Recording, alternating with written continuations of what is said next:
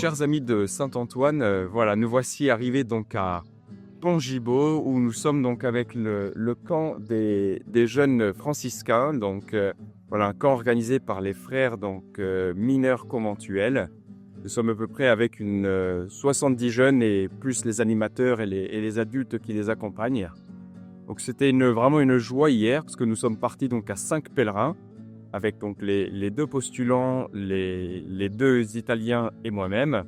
Et puis donc vers le milieu de la matinée, nous avons rejoint donc tout ce groupe de jeunes à La Goutelle, donc un petit village dans une église. Où voilà, donc j'ai pu exposer un petit peu les raisons de notre route.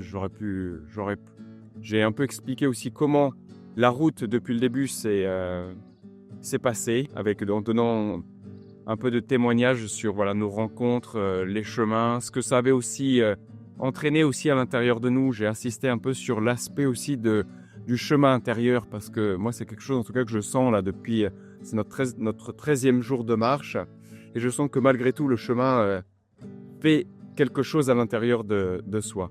Voilà, donc je vous présente Michael aussi, donc, qui est un des postulants, comme je vous avais annoncé hier.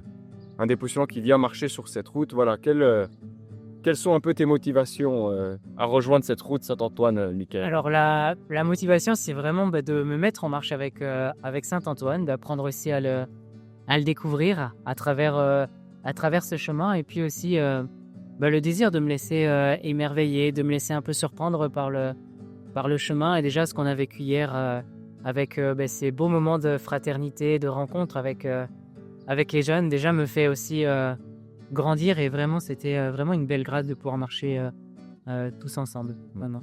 Ouais, moi, je peux dire ce qui m'a beaucoup touché de marcher donc avec ces jeunes, c'est que vraiment la marche aide à parler d'une manière très simple, casse les barrières d'une certaine façon. C'est très beau parce que voilà, donc on m'avait demandé d'être en tête pour guider un peu l'ensemble de la colonne. Et c'était beau parce que voilà, plusieurs jeunes sont venus aussi parler avec moi, mais j'ai vu qu'il y avait vraiment une belle ambiance entre eux. Ils ont pu vraiment échanger sur beaucoup de sujets et tout ça dans une grande légèreté, une grande joie.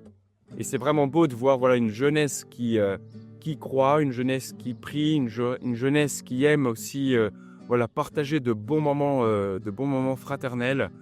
Et vraiment, voilà, c'était une belle chose. Alors, il y a eu un petit couac vers l'arrivée, hein, Michael. On a eu un problème un peu de GPS, puisqu'on avait donc un chemin qui était écrit sur la carte, mais en fait, en réalité, il n'existait pas. Puis, on a eu des travaux sur une route. Donc, on a dû se dévier sur une départementale, donc avec des voitures quand même qui allaient très vite.